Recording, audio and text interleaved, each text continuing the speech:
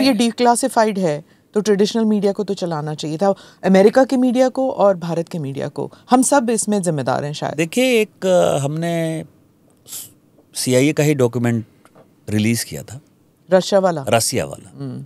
उसमें कांग्रेस के नेताओं के बारे में हमने कहा था, और उसमें विशेष तौर पर जो उस वक्त के प्रिंट मीडिया थे, क्योंकि इलेक्ट्रॉनिक मीडिया का जमाना था नहीं, और मैंने 85-86 की बात की। आप समझिए 16,000 आर्टिकल सोवियत रूस छपवा रहा है, जो उस वक्त आप ही की तरह, ANI की तरह जो दूसरी एजेंसी थी, वो किस तरह से उसका एडिटोरियल पर कब्जा था सोवियत रूस का, ये सारी बातें जो है डॉक्यूमेंटेड हैं। तो जो गोदी मीडिया जिसको कहते हैं, ये भी लोगों को जानने का सवाल है। और ये सारे डॉक्यूमेंट जो मैं कह रहा हूँ, ये 2010 में डिक्लासिफाई हो गए, 11 में हो गए, 2009 में डिक्लासिफाई हो गए, 2013 में हो गए। उस वक्त भी जो कंट्रोल था सरकार का, या जिस तरह का गोदी मीडिया था 2014 के पहले, जो आरोप हमारे ऊपर हैं, ये भी दिखाने का सवाल है कि देखो ये डिक्लासिफाइड एक डॉक्यूमेंट है, और जो रिलीज हो गया उसको भी यहाँ के अखबार वालों ने नहीं छापा, यहाँ के चैनल वालों ने नहीं दिखाया। ये दूसरा विषय है। और उस वक्त न्यूज़पेपर्स होते थे जिसको everybody knew that it was propaganda newspapers. मैं एक का तो मैं नाम ले ही लेती हूँ, पेट्रियट। सब जानते थे कि रशियन पॉइंट ऑफ व्यू अगर पढ़ना चाहो तो आप पेट्रियट उठा लो और पता लग जाएगा। वैसे ही बाकी भी थे जो एडिटोरियल्स फ्रंट पेज पे छपते थे। सभी लीडिंग पेपर आज भी पेपर हैं। मैं कुछ बोलूँगा तो कल को मुझे ही समस्या हो जाएगी। लेकिन आप समझ सकते हैं कि जितने अखबार थे, जितने अखबार, एक आध अपवाद होंगे। इंडियन एक्सप्रेस को यदि आप एक अपवाद मान लीजिए, नहीं तो सभी बिके हुए थे। सर, मेरा सवाल ये है कि आप रशिया के ऊपर बता रहे हैं, पर आरोप ये भी है कि आजकल जो है, चाहे ब्यूरोक्रेट्स हो या फिर मीडिया वाले हों या न्यूज़ पॉलिटिशियंस हो, सबके बेटी बेटियां जो हैं वो अमेरिका में पढ़ते हैं या अमेरिका में काम करते हैं, मल्टीनेशनल्स में काम करते हैं।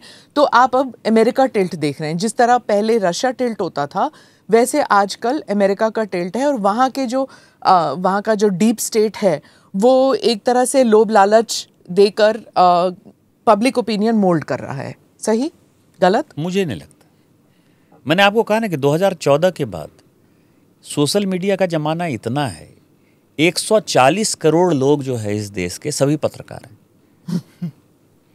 पहले तो एक कंट्रोल्ड पत्रकारिता थी, अब तो अनकंट्रोल्ड पत्रकारिता है। कल सुप्रीम कोर्ट ने भी आपने देखा कि उसको कहना पड़ा कि सोशल मीडिया को इतना खुला मत छोड़ो।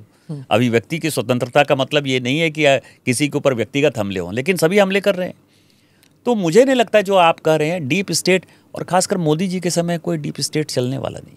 मतलब क्या गार्ड रेल्स क्या है, सेफ गार्ड क्या है? उसका कारण सेफ गार्ड ये है कि एक तो प्रधानमंत्री जी सभी चीज़ों को व्यक्तिगत तौर पर हैंडल करते हैं। कोई ऐसी चीज़ नहीं है जो उनसे छुपी हुई है।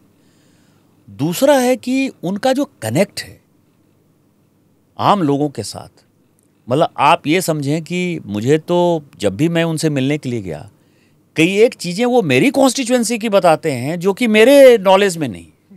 तो मतलब उनको एक एक चीज़ों के बारे में इतनी जानकारी है।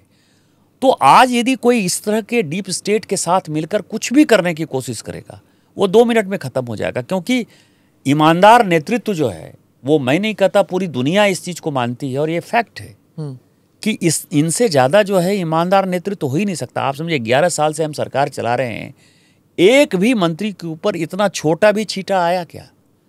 और यदि हमारी एजेंसी भी कोई गलत कर रही है, जैसे मैं आपको बताऊं, नेशनल मेडिकल काउंसिल हमने बनाया, यदि उसमें करप्शन है तो ये दूसरी बार हुआ पिछले 3 साल में कि CBI के रेड हुए, ED के रेड हुए, अपने लोगों के ऊपर रेड हुए। तो कोई ऐसा आदमी नहीं है जो छूटने वाला है। तो जो आरोप है ना, वो आरोप केवल ऐसे ही हवा में मैं आपको कह सकता हूं। और यदि ऐसा होता तो हमारा FTA साइन हो गया रहता ना। यदि ऐसा होता तो ट्रंप जो है लगातार इस तरह की बातें नहीं करते। इसका मतलब ये है कि जो मजबूत राष्ट्र है, जो माननीय मोदी जी दिखा रहे हैं, उसके कारण जो है समस्या चल रही है। तो डीप स्टेट का यदि मामला होता तो समस्या नहीं होती। जैसे सबके साथ समझौता होता था, समझौता हो गया रहता। Do subscribe to the ANI Clips channel to get shorter versions of this podcast. Click here to watch the full episode.